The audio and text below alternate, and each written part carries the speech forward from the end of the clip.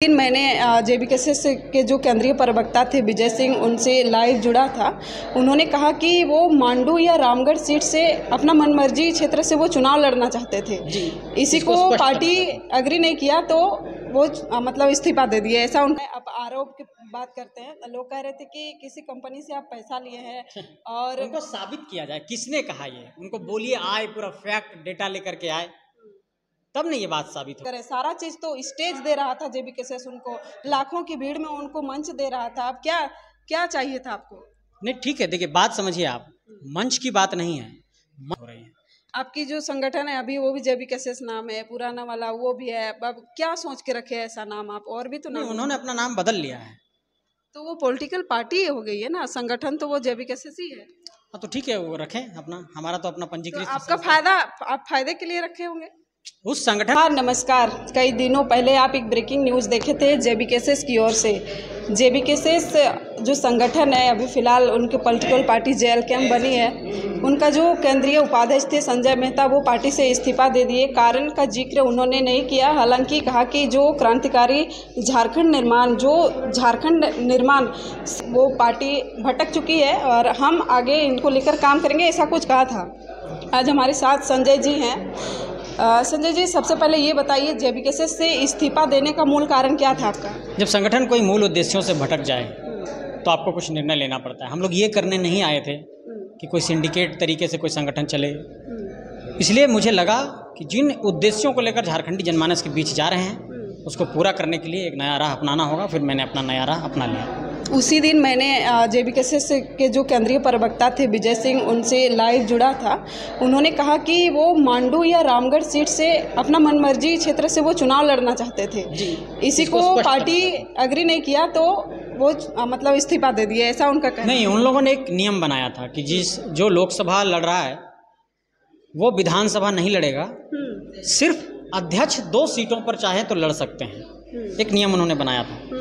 उस नियम को फॉलो करते हुए हमने अपना फॉर्म नहीं भरा, ठीक है, और मुझे चुनाव लड़ने की कोई इच्छा नहीं थी। और आज भी मैं ऐलान कर रहा हूं आपके प्लेटफॉर्म से कि मैं खुद को चुनावी राजनीति से दूर रखना चाहता हूं। फिलहाल मेरी मंशा यही है। लेकिन आप जब फॉर्म नहीं भरे थे उस समय भी वो लोग सवाल कर रहे थे और उन्होंने भी बताया, प्रवक्ता जी ने भी बताया कि जब उन्होंने फॉर्म ही नहीं भरा था तभी हमको डाउट हो गया था कि ये पार्टी से वो निकलने वाले हैं। ये ऐसा नहीं है, जब आप खुद ही नियम बना रहे हैं कि जो लोकसभा लड़ा है नहीं लड़ सकता है, सिर्फ अध्यक्ष ही लड़ सकते हैं, तो फिर फॉर्म क्यों भरते?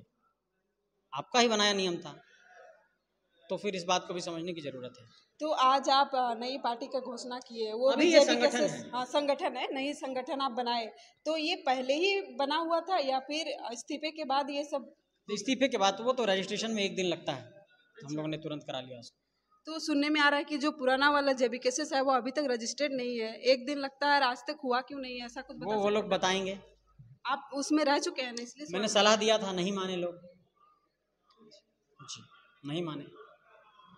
और एक आरोप लगता है कि आप नई गाड़ी खरीदे हैं शायद, ये तो हम नहीं देखे हैं लेकिन हो सकता है। आप आरोप की बात करते हैं, लोग कह रहे थे कि किसी कंपनी से आप पैसा लिए हैं और उनको साबित किया जाए किसने कहा ये, उनको बोलिए आए पूरा फैक्ट डेटा लेकर के आए, तब नहीं ये बात साबित होगी।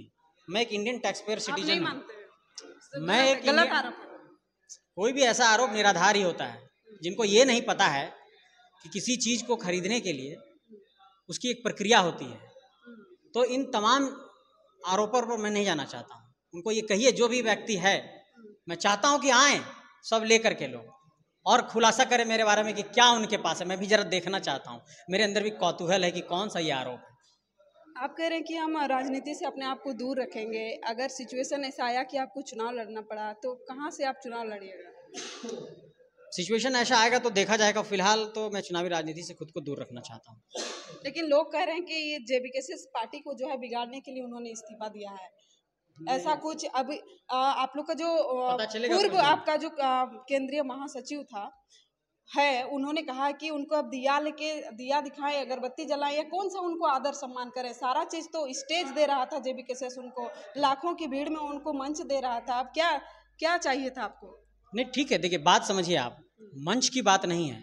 मैं ये कहना चाहता हूँ कि सिर्फ अगर यही करना है, झारखंड को समाधान का रास्ता दिखाना है ना, तो समाधान का रास्ता दिखाने के लिए आपको कुछ प्रयास करने होंगे। और जब तक आप उन प्रयासों को नीतिगत तौर पर सामने लेकर के नहीं आएंगे, तब तक उन प्रयासों को आप परिपूर्ण नहीं कर पाएंगे। मेरा कंसर्न यही है कि झारखंड में वैसे बुद्धि विवेक कौशल वाले जितने लोग हैं जो झारखंड को कुछ देना चाह रहे हैं, उनको जोड़ा जाए अपने साथ।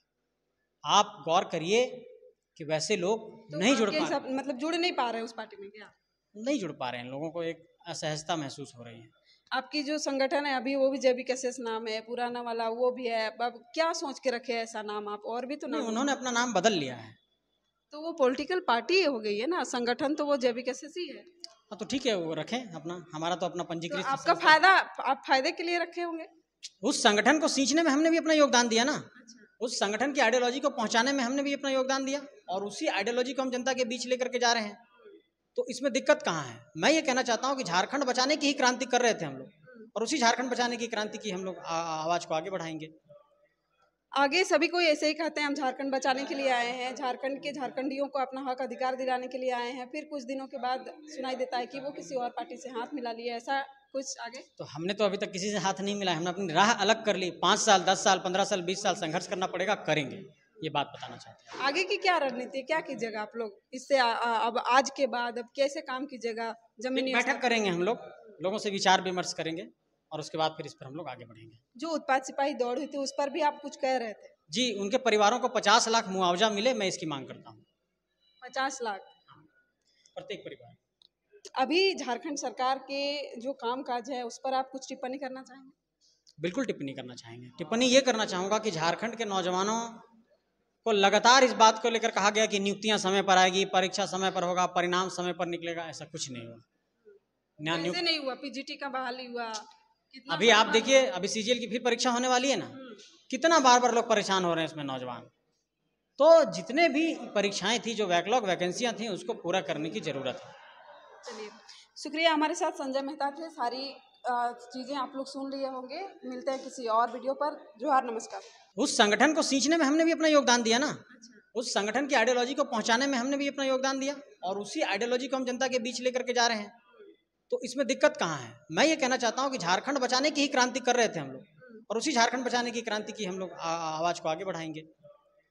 आगे सभी कोई ऐसे ही कहते हैं हम झारखंड बचाने के लिए आए हैं, झारखंड के झारखंडियों को अपना हक अधिकार दिलाने के लिए आए हैं, फिर कुछ दिनों के बाद सुनाई देता है कि वो किसी और पार्टी से हाथ मिला लिए, ऐसा कुछ आगे? तो हमने तो अभी तक किसी से हाथ नहीं मिला, हमने अपनी राह अलग कर ली। 5 साल 10 साल 15 साल 20 साल संघर्ष करना पड़ेगा, करेंगे, ये बात बताना चाहते हैं। आगे की क्या रणनीति, क्या कीजिएगा आप लोग इससे? अब आज के बाद अब कैसे काम कीजिएगा? जमीनी बैठक करेंगे हम लोग, लोगों से विचार विमर्श करेंगे, और उसके बाद फिर इस पर हम लोग आगे बढ़ेंगे। जो उत्पाद सिपाही दौड़ हुई थी उस पर भी आप कुछ कह रहे थे? जी, उनके परिवारों को 50 लाख मुआवजा मिले, मैं इसकी मांग करता हूँ।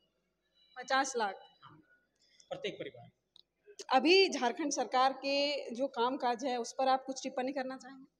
बिल्कुल टिप्पणी करना चाहेंगे। टिप्पणी ये करना चाहूँगा कि झारखंड के नौजवानों को लगातार इस बात को लेकर कहा गया कि नियुक्तियां समय पर आएगी, परीक्षा समय पर होगा, परिणाम समय पर निकलेगा। ऐसा कुछ नहीं हुआ। कैसे नहीं हुआ? पीजीटी का बहाली हुआ, अभी आप देखिए, अभी सीजीएल की फिर परीक्षा होने वाली है ना, कितना बार बार लोग परेशान हो रहे हैं इसमें नौजवान। तो जितने भी परीक्षाएं थी, जो बैकलॉग वैकेंसियां थी, उसको पूरा करने की जरूरत है। चलिए, शुक्रिया। हमारे साथ संजय मेहता थे। सारी चीजें आप लोग सुन लिए होंगे। मिलते हैं किसी और वीडियो पर। जोहार, नमस्कार।